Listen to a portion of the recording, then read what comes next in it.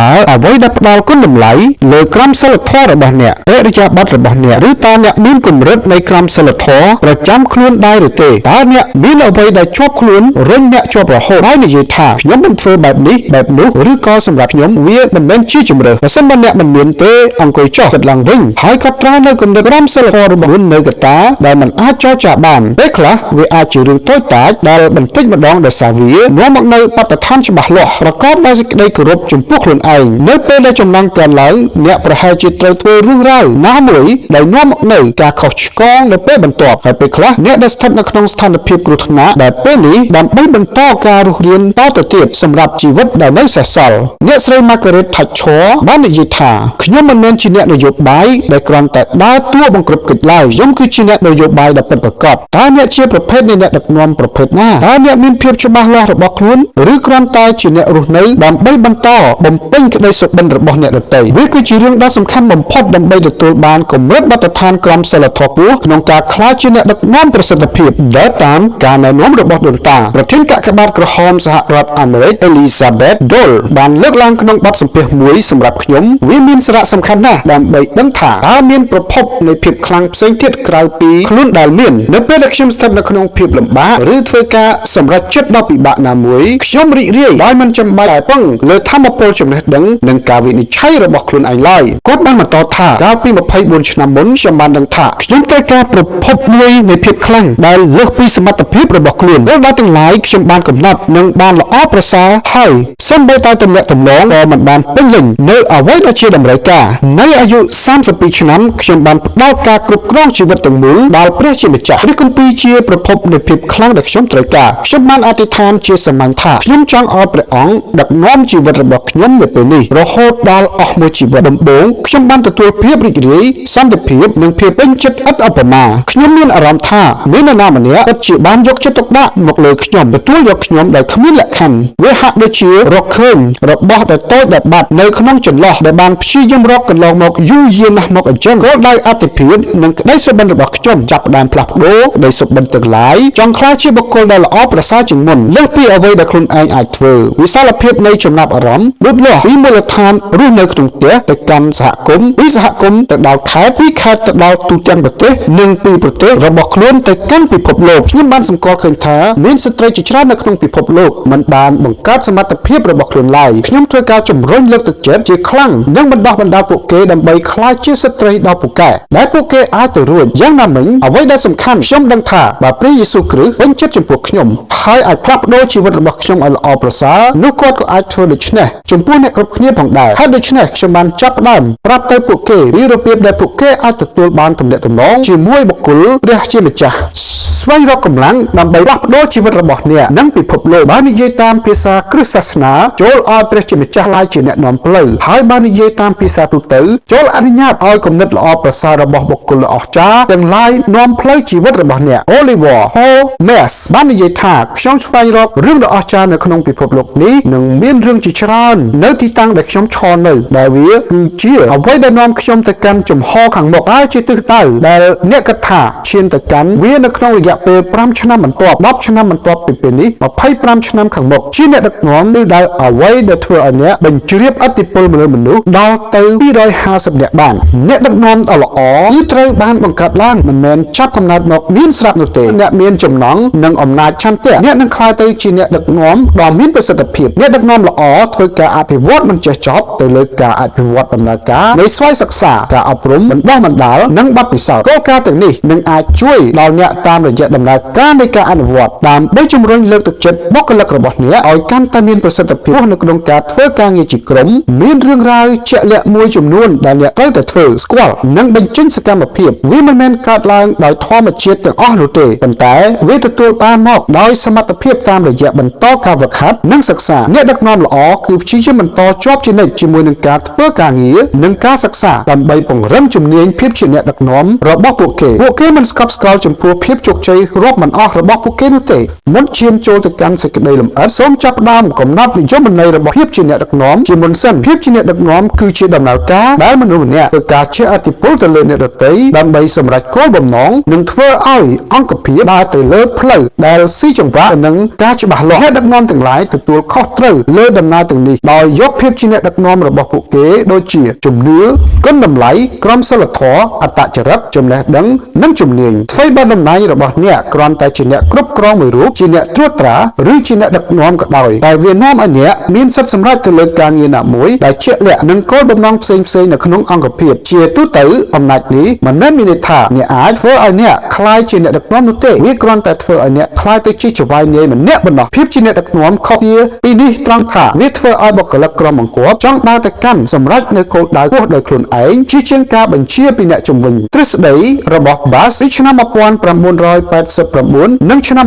1990ពីភាពជាអ្នកដឹកនាំបង្ហាញពីមូលដ្ឋាន3នៃវិធីដើម្បីបញ្យល់ពីរបៀបដែលអាចក្លាយជាអ្នកដឹកនាំបានដំណាក់កាលដំបូងធ្វើការបញ្យល់ពីការអភិវឌ្ឍភាពជាអ្នកដឹកនាំសម្រាប់ចំនួនមនុស្សតិចតួចទ្រឹស្ដីទាំងនេះមានដូចខាងក្រោមចរិតលក្ខណៈតខ្លួនខ្លះៗអាចនាំឲ្យមនុស្សឈានទៅកាន់ទូនីតិភាពជាអ្នកដឹកនាំដោយខ្លួនឯងការធ្លាក់ក្នុងវិបត្តិឬហេតុការណ៍សំខាន់ណាមួយអាចធ្វើឲ្យមនុស្សម្នាក់ឈោងចាប់ឱកាសដែលនាំឲ្យគុណភាពនៃភាពជាអ្នកដឹកនាំខុសប្រក្រតីមានឡើងចំពោះមនុស្សធម្មតាទ្រឹស្ដីនេះគេហៅថាទ្រឹស្ដីហេតុការណ៍ដ៏អស្ចារ្យមនុស្សទាំងឡាយអាចជ្រើសរើសផ្លូវដើម្បីក្លាយជាអ្នកដឹកនាំបានមនុស្សទាំងឡាយអាចរៀនសូត្រពីជំនាញនៃភាពជាអ្នកដឹកនាំបាននេះហៅថាទ្រឹស្ដីនៃការផ្លាស់ប្ដូរដើម្បីភាពជាអ្នកដឹកនាំវាមានការទទួលស្គាល់ទូលំទូលាយជាងទ្រឹស្ដីផ្សេងៗទៀតនៅក្នុងពេលបច្ចុប្បន្នបានបំពាក់ជាមួយនៅគោលការណ៍ជាមូលដ្ឋាន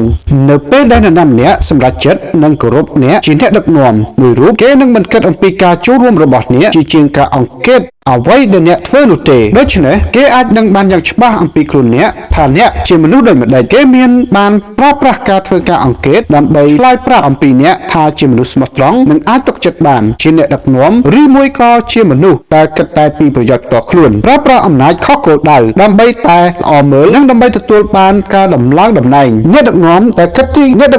គិតតែពីប្រយោជន៍ផ្ទាល់ខ្លួនគឺវាគ្មានប្រសិទ្ធភាពនោះទេពីព្រោះបុគ្គលិករបស់ពួកគេគ្រាន់តែធ្វើតាមបញ្ជារបស់ពួកគេតែប៉ុណ្ណោះតែមិនដើរតាមពួកគេនោះទេពួកគេបានទទួលជោគជ័យពីព្រោះពួកគេគ្រាន់តែធ្វើឲ្យវត្តមានរបស់ពួកគេល្អមើលនៅចំពោះមុខថ្នាក់លើដែលចំណាយលើប្រយោជន៍របស់បុគ្គលិកតែប៉ុណ្ណោះមូលដ្ឋានគ្រឹះនៃភាពជាអ្នកដឹកនាំល្អគឺអត្តចរិតនៃសេចក្តីស្មោះត្រង់និងមិនខលអំពីប្រយោជន៍ផ្ទាល់ខ្លួនគឺដើម្បីតែអង្គភាពនៅក្នុងផ្នែករបស់អ្នកនយោជករបស់អ្នកភាពជាអ្នកដឹកនាំរបស់អ្នកគឺអ្វីគ្រប់យ៉ាងដែលអ្នកធ្វើដែលជាឥទ្ធិពលដល់គោលដៅរបស់អង្គភាពផងនិងសុខុមាលភាពរបស់ពួកគេផងអ្នកដឹកនាំដែលគួរឲ្យគោរពគឺផ្ដោតទៅលើថាតើគេជាមនុស្សបែបណាដូចជាជំនឿអត្តចរិតអ្វីដែលពួកគេចេះដឹងការងារកាតព្វកិច្ចនិងលក្ខណៈពីធម្មជាតិព្រមជាមួយអ្វីដែលពួកគេធ្វើដូចជាការប្រតិបត្តិការលើកទឹកចិត្តនិងការបង្ហាញពីទិសដៅតើអ្វីទៅដែលធ្វើឲ្យមនុស្សម្នាក់ដើរតាមអ្នកដឹកនាំបានមនុស្សទាំងឡាយចង់ទទួលបានការដឹកនាំដោយអ្នកទាំងឡាយដែលពួកគេគោរពនិងនរណាដែលមានគោលដៅច្បាស់លាស់ដើម្បីទទួលបានការគោរពពួកគេត្រូវតែជាមនុស្សដែលមានក្រមសីលធម៌ភាពច្បាស់លាស់នៃទិសដៅនិងទទួលបានដោយការបង្ហាញឲ្យឃើញច្បាស់លាស់អំពីទស្សនវិស័យនៅថ្ងៃអនាគតបើយោងទៅតាមការសិក្សា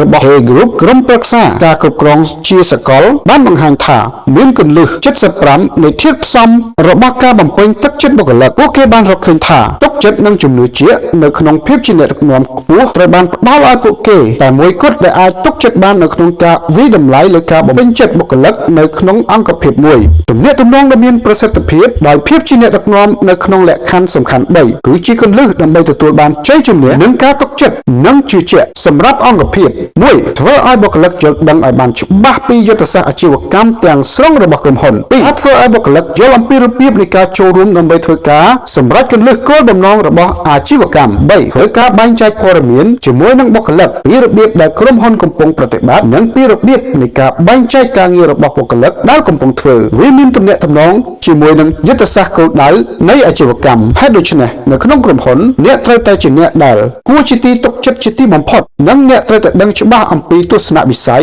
នៃកន្លែងណាដែលអង្គភាពត្រូវការទៅដំណាក់កាលបន្ទាប់គោលការណ៍នៃភាពជាអ្នកដឹកនាំចងយ៉ាងជាប់ជាមួយនឹងគន្លឹះរបស់ទស្សនៈមួយនេះគោលការណ៍នៃភាពជាអ្នកដឹកនាំដើម្បីជួយអ្នកឲ្យคล้ายជាឲ្យស្គាល់និងចេះធ្វើសូមទៅតាមគោលការណ៍ទាំង11របស់ភាពជាអ្នកដឹកនាំខាងក្រោមនេះចំពោះបន្ទាប់នៅក្នុងការណែនាំនេះនឹងពង្រឹងបន្ថែមលើនៃសេចក្តីទាំងនេះនិងផ្ដល់ជូននូវវិធីសាស្ត្រសម្រាប់ប្រតិបត្តិ1ស្គាល់ខ្លួនឯងនិងស្វែងរកការពង្រឹងបន្ថែមឲ្យខ្លួនឯងដើម្បីស្គាល់ពីខ្លួនឯងឲ្យច្បាស់អ្នកត្រូវតែស្វែងយល់ឲ្យបានច្បាស់ទៅជាតិផ្សំថាតើអ្នកជានរណានៅឯណាកំពុងធ្វើអ្វីការស្វែងរកការពង្រឹងខ្លួនឯងមានន័យថាបន្តជានិច្ចនៃការពង្រឹងការចូលរួមសកម្មភាពរបស់អ្នកវាអាចសម្រេចបានតាមរយៈស្វ័យសិក្សារៀនក្នុងថ្នាក់ការឆ្លុះបញ្ចាំងនិងទំនាក់ទំនងជាមួយនឹងអ្នកដទៃ2ត្រូវតែអ្នកមានបច្ចេកទេសស្ទាត់ជំនាញជាអ្នកដឹកនាំមួយរូបត្រូវតែស្គាល់អំពីការងាររបស់អ្នកផ្ទាល់និងមានភាពជិតស្និទ្ធយ៉ាងស្វិតស្វាញជាមួយនឹងកិច្ចការរបស់បុគ្គលិករបស់អ្នក3ស្វែងរកទំនួលខុសត្រូវនិងទទួលយកភាពទទួលខុសត្រូវចំពោះសកម្មភាពទាំងឡាយរបស់អ្នករកមធ្យោបាយផ្សេងៗដែលអាចឲ្យអង្គភាពរបស់អ្នកទទួលបានកិត្តិនាមខ្ពស់ថ្មីនៅពេលដែលរឿងរ៉ាវមានដំណើរការផ្លូវខុសប្រក្រតីពួកគេតែងតែធ្វើវាភ្លាមឬបន្ទាប់កុំបន្ទោសអ្នកដទៃធ្វើការវិភាគស្ថានភាពចាប់ផ្ដើមកែសម្រួលសកម្មភាពបន្ទាប់មកឈានទៅកាន់បញ្ហាបន្ទាប់4ធ្វើឲ្យច្បាស់ល្អ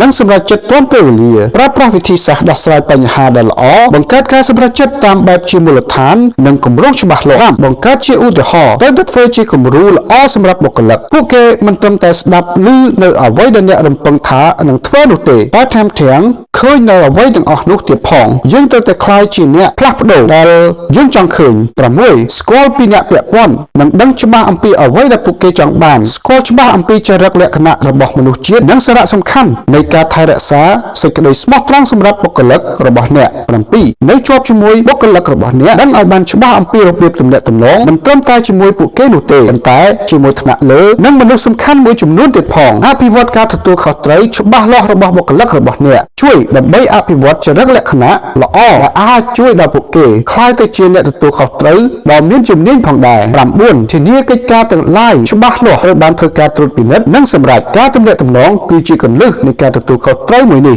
10ធ្វើការបណ្ដោះបណ្ដាលជាក្រុមអ្វីបើធ្លាប់បានឮនិងស្គាល់ជាច្រើនមកហើយថាអ្នកដឹកនាំទាំងឡាយហៅអង្គភាពយុគឋាននិងផ្នែកអង្គភាពរបស់ពួកគេថាជាក្រុមមួយក៏ដោយតាមការពិតទៅពួកគេមិនមែនជាក្រុមពិតប្រាកដនោះទេពួកគេគ្រាន់តែជាក្រុមនៃមនុស្សដែលធ្វើការរៀនខ្លួនតែប៉ុណ្ណោះ11ប្រើប្រាស់សមត្ថភាពពេញលេញរបស់អង្គភាពដោយធ្វើការអភិវឌ្ឍស្មារតីជាក្រុមមួយអ្នកនឹងអាចធ្វើឲ្យអង្គភាពរបស់អ្នកនាយកដ្ឋានរបស់អ្នកឬមួយក៏ផ្នែកណាមួយដែលទទួលបានសមត្ថភាពយ៉ាងពេញលេញក្នុងការសហប្រតិបត្តិការការងារ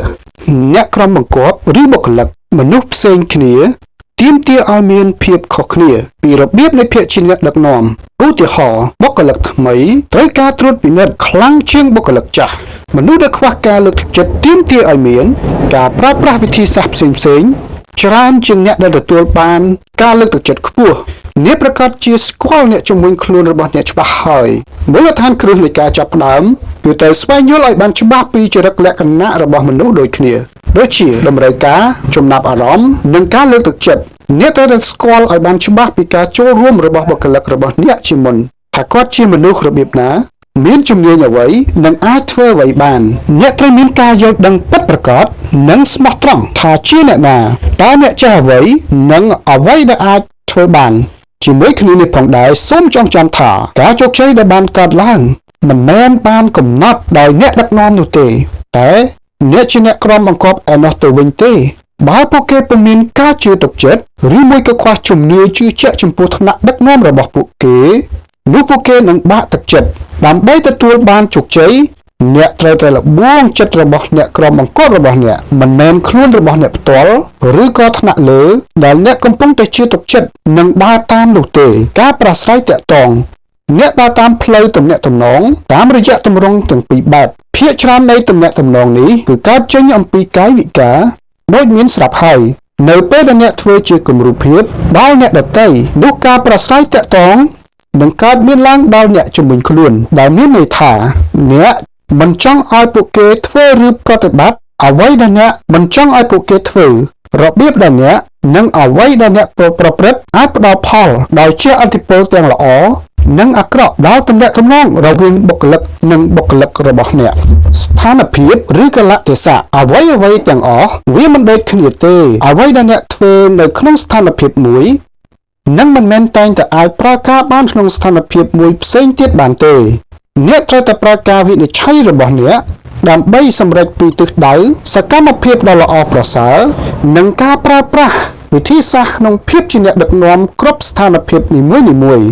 ដែលត្រូវការឧទាហរណ៍ថាអ្នកកំពុងប្រឈមមុខជាមួយនឹងអាកប្បកិរិយាមិនសមរម្យរបស់បុគ្គលិកប៉ុន្តែបើសកម្មភាពនៃការប្រឈមមុខដែលកើតមានឡើងនោះបានធ្វើដោយយឺតពេកឬមួយក៏ឆាប់ពេកខ្លាំងក្លាពេកឬមួយក៏តិចតួចពេកនោះលទ្ធផលជះត្រឡប់មកវិញនឹងទទួលបានផលអវិជ្ជមានកត្តាអនុភាពផ្សេងជាច្រើននឹងជះឥទ្ធិពលដល់កត្តាទាំងអស់នេះគំរូនៃអនុភាពទាំងនេះគឺជាទំនាក់ទំនងរបស់អ្នកជាមួយនឹងថ្នាក់លើរបស់អ្នកជំនាញរបស់មនុស្សជុំវិញអ្នក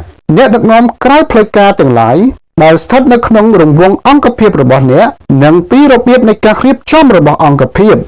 សេចក្តីសន្មតទម្រង់ដឹកនាំប្រសិនបើអ្នកគឺជាអ្នកដឹកនាំមួយរូបដែលអាចជឿទុកចិត្តបាននោះអ្នកនៅជំនាញខ្លួនរបស់អ្នកនឹងបង្កើតការគោរពចំពោះអ្នកដើម្បីឲ្យក្លាយជាអ្នកដឹកនាំបែបហ្នឹងគំរូនៃភាពជាអ្នកដឹកនាំអាចជាមាគ៌ាសម្រាប់អ្នកដឹកនាំនោះជាបុគ្គលដែលជាក់លាក់ស្គាល់និងអនុវត្តត្រូវតែជាអ្នកដែលមានចំណេះជំនាញវិជ្ជាជីវៈឧទាហរណ៍ត្រូវតែមានភាពស្មោះត្រង់ចំពោះអង្គភាពប្រតិបត្តិដោយគិតពីប្រយោជន៍រួមព្រមទាំងយកទំនួលខុសត្រូវផ្ទាល់ខ្លួនជាបុគ្គលប្រកបដោយអាជីពដែលជាអ្នកប្រតិបត្តិចរិតលក្ខណៈល្អប្រសើរសម្រាប់អ្នកដទៃភាពស្មោះត្រង់មានសមត្ថភាពមិនលាក់លៀមការបដិញ្ញាសុចរិតភាពសេចក្តីក្លាហានភាពស្មោះត្រង់និងមានការស្រមើស្រមៃខ្ពស់ស្គាល់ពីកត្តា4យ៉ាងរបស់ភាពជាអ្នកដឹកនាំអ្នកក្រុមបង្គាប់អ្នកដឹកនាំប្រាស្រ័យតាក់ទងគ្នានឹងស្ថានភាពស្គាល់ពីខ្លួនឯងដូចជាចំណុចខ្លាំងនិងចំណុចខ្សោយនៃអត្តចរិតចំណេះដឹងនិងជំនាញរបស់អ្នកផ្ទាល់ស្គាល់ពីចរិតលក្ខណៈរបស់មនុស្សដូចជាតម្រូវការរបស់មនុស្សចំណាប់អារម្មណ៍និងដឹងពីរបៀបដែលមនុស្សទាំងឡាយឆ្លើយតបជាមួយនឹងការតបប្រមល់ស្គាល់ពីការងាររបស់អ្នកឧទាហរណ៍ត្រូវតែជាអ្នកដែលមានជំនាញនិងអាចបណ្ដុះបណ្ដាលឲ្យអ្នកដទៃនៅក្នុងកិច្ចការរបស់ពួកគេស្គាល់ពីអង្គភាពរបស់អ្នកដូចជាកន្លែងណាដែលអាចទៅនិងជួយឲ្យប្រសើរឡើងបរិយាកាសរបស់អង្គភាពវប្បធម៌និងនរណាដែលហៅថាជាអ្នកដឹកនាំមិនផ្លូវការធ្វើគម្រោងទិសដៅដូចជា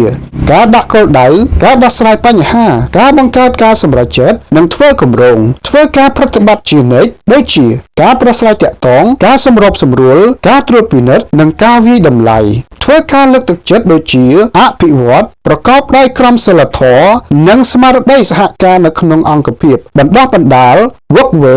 និងផ្ដល់ឱវាទត្រឹមត្រូវបរិយាកាសគ្រប់អង្គភាពមានបរិយាកាសការងារពិសេសណាមួយរៀងៗខ្លួនដែលចង្អុលបង្ហាញអំពីកម្រិតនៃការជ្រើសរើសរបស់អ្នកដឹកនាំដើម្បីឆ្លើយតបទៅនឹងបញ្ហានិងឱកាសក្នុងសេចក្តីនេះបាននាំមកនៅជាមួយនៅកិត្តិនាមរបស់អ្នកដឹកនាំមុននិងអ្នកដឹកនាំបច្ចុប្បន្នអ្នកដឹកនាំប្រឹងប្រែងប្រើប្រាស់ឥទ្ធិពលទៅលើបរិយាកាសតាមរយៈសកម្មភាព3 1. បទដ្ឋានគោលដៅនិងវិធីសាស្ត្រប្រតិបត្តិជាលក្ខណៈបទដ្ឋាន1 2. គុណតម្លៃ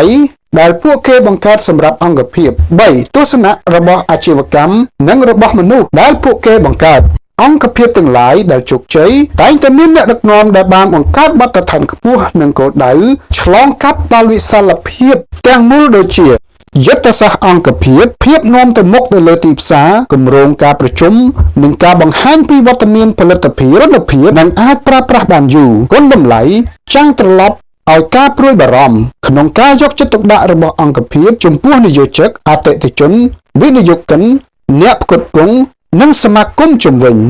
គុណតម្លៃទាំងនេះកំណត់នៅចរិតលក្ខណៈពីរបៀបនៃអាជីវកម្មប្រតិបត្តិទស្សនៈទានកំណត់នៅអ្វីដែលផលិតផលឬសេវាកម្មទាំងឡាយរបស់អង្គភាពនឹងផ្ដល់ជូននិងវិធីសាស្ត្រព្រមទាំងដំណើរការទាំងឡាយសម្រាប់ការប្រតិបត្តិរបស់អាជីវកម្មគោលដៅគុណតម្លៃនិងទស្សនៈទាននានាទាំងនេះបង្កើតឡើងវិញនៅលក្ខណៈសម្បត្តិរបស់អង្គភាពនិងរបៀប នៃអង្គភាពធ្វើការអង្កេតពីការពាក់ព័ន្ធទាំងខាងក្នុងនិងខាងក្រៅអង្គភាពលក្ខណៈសម្បត្តិនេះកំណត់តួនាទីការទំនាក់ទំនងនិងរង្វាន់លើកទឹកចិត្តនិងវត្តមាននៃចំណង់ក្នុងការអភិវឌ្ឍតួនាទីនិងស្ថានភាពទំនាក់ទំនងរបស់អ្នកដឹកនាំតួនាទីគឺជាមុខតំណែងដែលបានកំណត់ដោយបណ្ដុំនៃការរំពឹងទុកអំពីទំហំវិសាលភាពរបស់ការងារតួនាទីនីមួយៗបានបង្កើតកិច្ចការនិងទំនួលខុសត្រូវជាច្រើនដែលអាចឬក៏មិនអាចបញ្ចេញមកខាងក្រៅតួនាទីទាំងឡាយមានឥទ្ធិពលប៉ះពាល់ដល់ស្ថានភាពជាច្រើនក្នុងហេតុផលផ្សេងៗរួមជាមួយនឹងថវិកាដែលត្រូវបានចំណាយសម្រាប់តួនាទីនៃប្រតិបត្តិការនិងមានភ្ជាប់មកជាមួយនឹងកិត្តិយសនិងតួនាទីព្រមទាំងភាពច្បាស់លាស់ទៅលើសេចក្តីសម្រេចឬក៏ទៅលើបញ្ហាទំនាក់ទំនងទាំងឡាយត្រូវបានកំណត់ដោយតួនាទីនៃកិច្ចការខណៈពេលដែលកិច្ចការខ្លះៗត្រូវបានប្រតិបត្តិទៅដោយឯកឯងជាទូទៅត្រូវបានបញ្ជូនទៅក្រៅដោយទំនាក់ទំនងជាមួយអ្នកដទៃគ្រប់កិច្ចការទាំងអស់ដែលនឹងកំណត់ថាតើនរណាជាអ្នកកាន់កាប់តួនាទីអ្វីដែលត្រូវតម្រូវជាលក្ខណៈអន្តរទំនាក់ទំនងក្នុងន័យនេះនាំឲ្យមានអន្តរទំនាក់ទំនងកើតឡើងជាញឹកញាប់ក្នុងពេលប្រតិបត្តិរបស់មនុស្សវាមានការពិបាកក្នុងការឲ្យនរណាម្នាក់ចូលចិត្តយើងនៅពេលដែលយើងមានទំនាក់ទំនងជាមួយគ្នាហើយយើងចង់ស្វែងរកឲ្យឃើញនូវចំណងទាំងអស់នោះមនុស្សទាំងអស់គ្នាក៏ដូចគ្នាដែលចង់ធ្វើអ្វីដែលពួកគេបានទទួលរង្វាន់លើកទឹកចិត្តនិងធ្វើឲ្យមិត្តភាពគឺជារង្វាន់លើកទឹកចិត្តដ៏មានឥទ្ធិពលបំផុតបន្តកិច្ចការនិងអាកប្បកិរិយាជាច្រើនដែលចូលរួមជាមួយនឹងតួនាទីនីមួយៗត្រូវបាននាំយកមកនៅទំនាក់ទំនងទាំងអស់នេះជាមួយគ្នានេះផងដែរកិច្ចការងារនិងអាកប្បកិរិយាថ្មីទាំងឡាយគឺត្រូវបានរំពឹងទុកពីវត្តមានអ្នកកាន់កាប់តួនាទីឬអតិភិបនៃអ្នកកាន់តួនាទីនេះវប្បធម៌និងបរិយាកាសមានកត្តាពីរផ្សេងគ្នានៅក្នុងការដាក់លំដាប់លំដោយនៃរបៀបដើម្បីប្រតិបត្តិការនៅក្នុងរង្វង់អង្គភាពនីមួយៗមានបែបបទវប្បធម៌រៀងៗខ្លួនវាគឺជាការរួមបញ្ចូលរវាងម្ចាស់និងបែបបទនៃការដឹកនាំរបស់អ្នកមុននិងបច្ចុប្បន្នបញ្ហាផ្សេងៗហេតុការណ៍មួយចំនួនប្រវត្តិរូបនិងទំហំលទ្ធផលទាំងឡាយក្នុងទម្លាប់បណ្ដុំនៃសកម្មភាពនិងរបៀបដែលយើងធ្វើរឿងរ៉ាវផ្សេងៗទម្លាប់ទាំងនោះប៉ះពាល់ដល់អាកប្បកិរិយារបស់បុគ្គលទៅលើអ្វីដែលបានផ្ដល់ផលល្អក្រិតក្រមនិងនាំឲ្យកើតមានឡើងនៅអាកប្បកិរិយាជាអត្តភាពសម្រាប់ចរន្តនីមួយៗបរិយាកាសគឺជាអារម្មណ៍របស់អង្គភាពរបស់បុគ្គលនិងគំនិតដែលបានចែករំលែកព្រមទាំងអរិយាប័ត្រសមាជិកនៃអង្គភាពផងដែរក្នុងពេលដែលវប្បធម៌ត្រូវបានចាក់ឫសជ្រៅទៅក្នុងអង្គភាពវានឹងជះផលិតផលមកវិញនៅប្រព័ន្ធការងារទាំងឡាយដែលផ្លូវការផងនិងមិនផ្លូវការផងទាំងនេះមានច្បាប់ទំនៀមទម្លាប់និងប្រពៃណីជាដើមដែលបរិយាកាសគឺជាអបតហេតុដែលបានបង្កើតនៅក្នុងរយៈពេលដ៏ខ្លីដោយភាពជាអ្នកដឹកនាំនៅក្នុងពេលបច្ចុប្បន្នកាលបរិយាកាសតំណាងឲ្យជំនឿទាំងឡាយណាអំពីអារម្មណ៍របស់អង្គភាពដែលធ្វើឡើងដោយសមាជិករបស់អង្គភាពនោះគោលគំនិតរបស់បុគ្គលនៃអារម្មណ៍របស់អង្គភាពចេញពីអ្វីដែលមនុស្សជឿជាក់ថាសកម្មភាពទាំងឡាយដែលកើតមាននៅក្នុងអង្គភាពសកម្មភាពទាំងនេះជាឥទ្ធិពលទៅដល់បុគ្គលផងនិងការលើកទឹកចិត្តក្រុមការងារផងព្រមទាំងធ្វើការបំពេញចិត្តដោយខាងក្រោមតើអ្នកដឹកនាំអាចធ្វើឲ្យច្បាស់លាស់នៅអត្ថិភាពនិងគោលដៅនៃអង្គភាពបានដោយរបៀបណាតើអ្វីទៅគឺជាការរំពឹងទុករបស់ពួកយើងតើអ្វីទៅជាប្រព័ន្ធនៃការទទួលខុសត្រូវរង្វាន់លើកទឹកចិត្តនិងការដាក់ទណ្ឌកម្មនៅក្នុងអង្គភាពដោយមិនដែលហៅថាអ្នកដឹកនាំមានសមត្ថភាព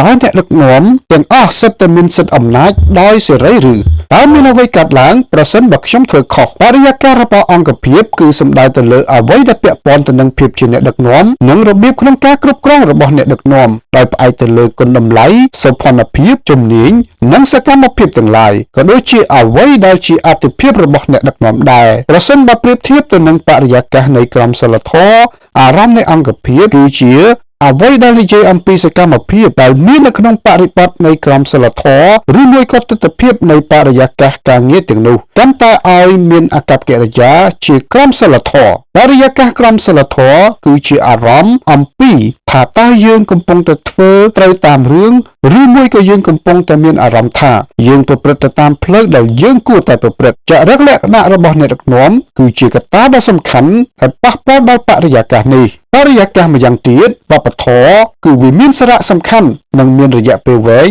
ដែលចូលរួមដោយអភូតហេតុស្មុគស្មាញវប្បធម៌តំណាងឲ្យការចែករំលែកនៅការរំពឹងទុកនិងរូបភាពរបស់អង្គភាពគុណតម្លៃដែលមានសភាពទំជោបង្កើតឲ្យមានទំនៀមទម្លាប់ឬមួយក៏ពីរបៀបដែលយើងធ្វើរឿងរ៉ាវនៅទីនេះគ្រប់រឿងរ៉ាវទាំងឡាយត្រូវបានធ្វើឡើងដោយភាពខុសគ្នាជានិច្ចនៅក្នុងគ្រប់អង្គភាពទាំងអស់សមូហភាពនៃទស្សនវិស័យនិងទំនៀមទម្លាប់ជាទូទៅរបស់ម្ចាស់ស្រុកកំណត់ដោយស្ថាប័នគឺវាតាក់ទងទៅនឹងវប្បធម៌បុគ្គលដឹកនាំមិនអាចបង្កើតឬផ្លាស់ប្ដូរវប្បធម៌បានដោយងាយនោះទេពីព្រោះវប្បធម៌គឺជាផ្នែកនៃអង្គភាពវប្បធម៌វាជាឥទ្ធិពលដល់ចរិតលក្ខណៈនៃបរិយាកាសដោយផលនៃសកម្មភាពនិងតាមរយៈដំណើរការប្រព្រឹត្តរបស់អ្នកដឹកនាំប៉ុន្តែរឿងរ៉ាវគ្រប់យ៉ាងដែលអ្នកដឹកនាំធ្វើដូចជាអ្នកដឹកនាំនឹងជាឥទ្ធិពលដល់បរិយាកាសនៃអង្គភាពនៃភាពជាអ្នកដឹកនាំគំរូភាពនៃភាពជាអ្នកដឹកនាំជួយឲ្យយើងយល់អំពីអ្វីដែលធ្វើឲ្យអ្នកដឹកនាំធ្វើឧត្តមគតិមួយនេះ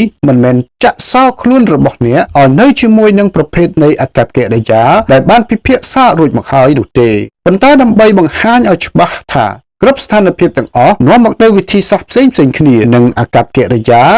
ដែលស្ដែងចេញមកផ្សេងគ្នាគំរូភាពនឹងត្រូវបានធ្វើការវែកញែកគម្រោងវិធីសាស្ត្រ4និងការគ្រប់គ្រងបែបសំណាញ់លួសគម្រោងវិធីសាស្ត្រ4ក្នុងករណីវិធីសាស្ត្រ4របស់ Mullman និង Deal ស្នើឲ្យអ្នកដឹកនាំទាំងឡាយសម្ដែងភាពជាអ្នកដឹកនាំរបស់ខ្លួនដោយបញ្ចូលអកប្បកិរិយានៅក្នុងប្រភេទទាំង4នៃគម្រោងដូចជារចនាសម្ព័ន្ធធនធានមនុស្សការតែងតាំងនិងនិមិត្តរូបរបៀបដែលអាចនាំឲ្យមានប្រសិទ្ធភាពនិងគ្មានប្រសិទ្ធភាពគឺធ្វើការពឹងផ្អែកទៅលើអកប្បកិរិយាដែលបានជ្រើសរើសនៅក្នុងស្ថានភាពជាក់លាក់ណាមួយគម្រោងជារចនាសម្ព័ន្ធនៅក្នុងស្ថានភាពនៃភាពជាអ្នកដឹកនាំដ៏មានប្រសិទ្ធភាពអ្នកដឹកនាំគឺជាសង្គមស្ថាបត្យករដែលរបៀបនៃភាពជាអ្នកដឹកនាំគឺជាការវិភាគនិងការរចនាប្លង់ខណៈដែលស្ថានភាពនៃភាពជាអ្នកដឹកនាំដែលគ្មានប្រសិទ្ធភាពអ្នកដឹកនាំគ្រាន់តែជាអ្នកកាន់អំណាចរបៀបផ្ដាច់ការកំពិកកំពកជាមួយនឹងរបៀបនៃភាពជាអ្នកដឹកនាំដ៏លម្អិតបំផុតរចនាសម្ព័ន្ធអ្នកដឹកនាំផ្ដោតសំខាន់ទៅលើរចនាសម្ព័ន្ធយុទ្ធសាស្ត្របរិយាកាសប្រតិបត្តិការពិសោធន៍និងការទទួលយកលំដាប់នៃការប្រែប្រួលគម្រោងធនធានមនុស្សនៅក្នុងស្ថានភាពនៃភាពជាអ្នកដឹកនាំដែលមានប្រសិទ្ធភាពអ្នកដឹកនាំគឺជាកាតាលីករនិងជាអ្នកបម្រើដែលរបៀបនៃភាពជាអ្នកដឹកនាំជួយគាំទ្រជ្រោមជ្រែងនិងផ្ដល់ការជំរុញក្នុងខណៈដែលស្ថានភាពនៃភាពជាអ្នកដឹកនាំដែលគ្មានប្រសិទ្ធភាពអ្នកដឹកនាំគឺជាអ្នករុញច្រានជាមួយនឹងរបៀបនៃភាពជាអ្នកដឹកនាំបំបោះបង់ចោលនិងកេងប្រវ័ញ្ចអ្នកដឹកនាំបែបធនធានមនុស្សជឿជាក់ទៅលើមនុស្សនិងមានទំនាក់ទំនងដែលជំនឿជាក់ពួកគេសិតតែអាចមើលឃើញមិនងាយយល់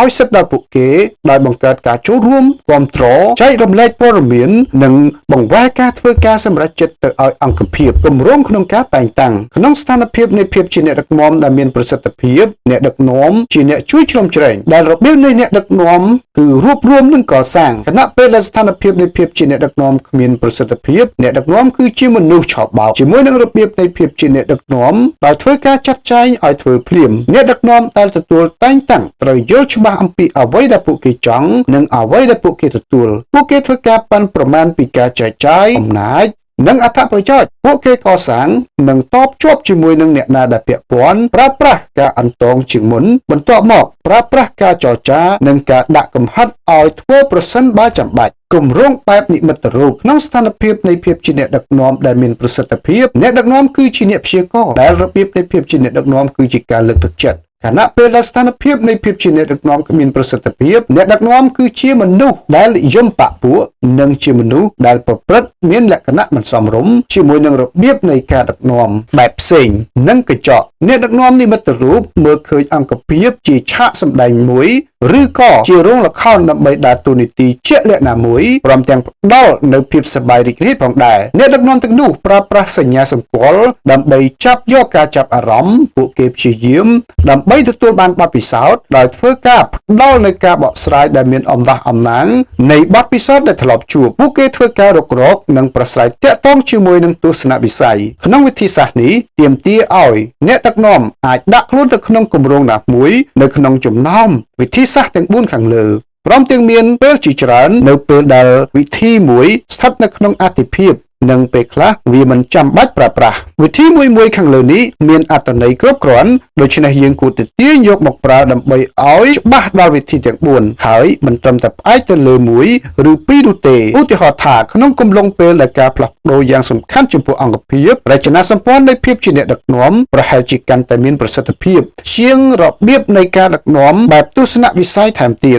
កំឡុងពេលមួយដែលត្រូវការភាពលូតលាស់ដ៏ខ្លាំងក្លាកើតឡើងមានការប្រើប្រាស់វិធីសាស្ត្រនៃចក្ខុវិស័យវិធីដ៏ធំនិងល្អបំផុតដូចគ្នានេះផងដែរយើងត្រូវតែស្វែងយល់ខ្លួនយល់ឲ្យច្បាស់ថាតើយើងម្នាក់ត្រូវការវិធីសាស្ត្របែបណាយើងត្រូវការដឹងនៅតម្រូវការនេះគ្រប់ពេលនិងយល់ពីដែនកំណត់ចំណង់ចំណូលចិត្តរបស់យើងចំពោះវិធីមួយផងដែររបៀបគ្រប់គ្រងបែបសំណាញ់លួសរបៀបនៃការគ្រប់គ្រងតាមបែបសំណាញ់លួសរបស់អ្នកនិពន្ធ Blake និង